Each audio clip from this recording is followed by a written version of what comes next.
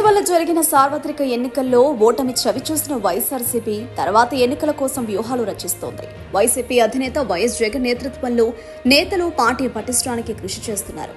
ఈ క్రమంలో పలు కీలక పదవులకు నియామకాలు చేపడుతూ జగన్ సరికొత్త నిర్ణయాలతో ముందుకు సాగుతున్నారు. 2029 ఎన్నికలలో ఖచ్చితంగా వైసీపీని గెలిపించి తీరుతామన్న ధీమా జగన్లో కనిపిస్తోంది. ఇటీవల ఎన్నికల ఫలితాల బట్టి రాష్ట్రంలో వైసీపీకి ప్రధాన ప్రతిపక్ష హోదా దక్కకపోయినా ఓట్ల శాతం ఏకంగా 40 వరకు ఉంది. ఇదే ఇప్పుడు వైసీపీ మళ్లీ అధికారంలోకి వస్తుందన్న ధీమాకు కారణంగా తెలుస్తోంది.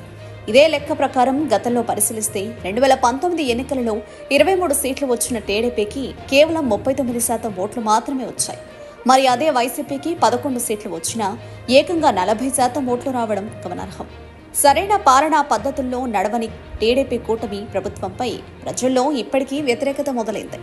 ఇది ఇలాగే కొనసాగితే రానున్న 5 ఏళ్లలో ఆంధ్రప్రదేశ్ రాష్ట్రంలో వైసీపీ మరింత పుంజుకుంటుంది.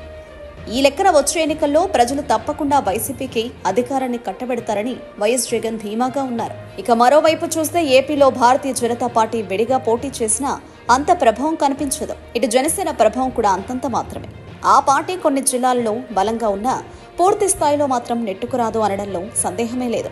ప్రజల్లో ఇప్పుడు వైసీపీపై ఉన్న అభిమానాన్ని ఇలాగే కొనసాగేలా చూస్తే 2029 ఎన్నికల్లో వైసీపీ అధికారం చేపట్టే అవకాశం ఖచ్చితంగా ఉండనున్నట్లు తెలుస్తోంది.